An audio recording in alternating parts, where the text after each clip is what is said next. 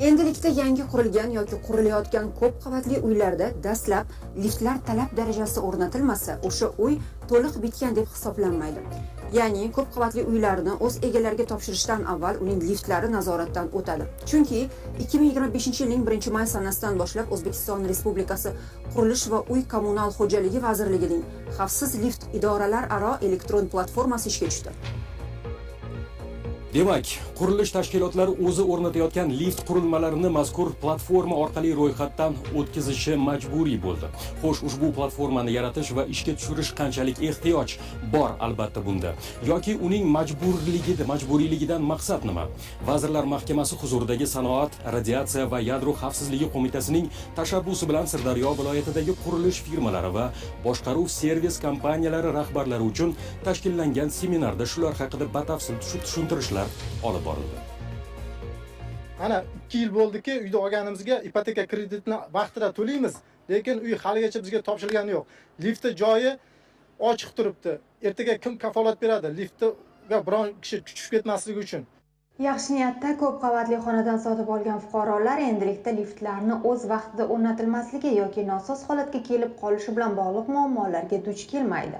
Boisi respublikamiz miqyosida xavfsiz lift idoralararo elektron platformasi ishga tushdi. Bundan maqsad asosiy liftdan foydalanishda fuqarolarning xavfsizligini ta'minlash bo'ladi. Shu bilan liftga qo'yilgan talablar tekshiriladi. Ya'ni lift ayrda qurilmasi bilan jihozlanganligi, kuzatuv kameralar ulanganligi, ikki tomonlama so'zlashuv tizimga ulanganliklarini tekshiriladi. Agarda o'sha bazaga buyurtmachi tomonidan kerakli hujjatlar to'liq kiritilmagan bo'lsa, baza o'zi avtomatik ravishda buyurtmachiga rad javobini qaytarib yuboradi. Bugun Sirdaryodagi ko'p qavatli uylarga o'rnatilgan hamma liftlar ham talab darajasida ishlayapti deb bo'lmaydi, deyildi qurilish firmalari va boshqaruv servis kompaniyalari rahbarlari ishtirokidagi seminarda. Kirishani yopib qo'ygan, ungacha lift qo'ymagan, lift undan keyin qo'ygan, tom qismi, tom qoplama o'sha lift uskunasini o'rnatish jarayonlarida nosoz holatga kelganda chakka o'tgan kirishi. Buni oqibatida boshqa konstruksiyalarga ham zarar yetgan. Shu kabi holatlarni oldini olishda mazkur platformaning xizmati beqiyos bo'ladi. Chunki xavfsiz liftga ega bo'lmagan ko'p qavatli uy talab darajasida bitmagan hisoblanadi. O'rnatilgan liftlarning xavfsizligini esa ko'p qavatli uylarda istiqomat qiluvchi aholining o'zi ham bilib olish imkoni bor mazkur platformada.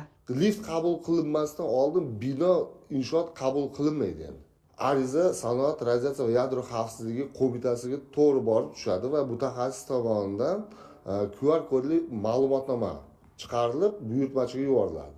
Ushbu ma'lumotnoma buyurtmachi tomonidan lift kabinasining ichki qismiga ko'rinarli joyga joylashtiradi va liftdan foydalanuvchilar QR kodni o'zining telefon qurilmasi orqali skaner qilib, lift to'g'risida ma'lumotlar olishi mumkin. Qisqasi, xavfsiz liftga erishish maqsadidagi mazkur platforma liftlar bilan bog'liq holda yuz berishi mumkin bo'lgan ko'ngilsiz hodisalarni oldini olish uchun ham xizmat qiladi.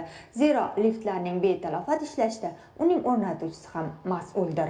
Bugun Mahfurat Xudoyberdiyeva, Sirdaryo.